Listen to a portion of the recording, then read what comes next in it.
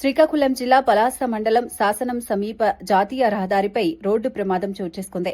మందస మండలం పట్టులోగం గ్రామానికి చెందిన సవర భాస్కరరావు బైక్పై వెళ్తుండగా అకస్మాత్తుగా నియంత్రణ కోల్పోయి డివైడర్ను ఢీకొట్టాడు. ఈ ప్రమాదంలో అతడు తీవ్రంగా గాయపడ్డాడు. ఘటనను గమనించిన స్థానికులు వెంటనే స్పందించి అంబులెన్స్కు సమాచారం ఇచ్చారు.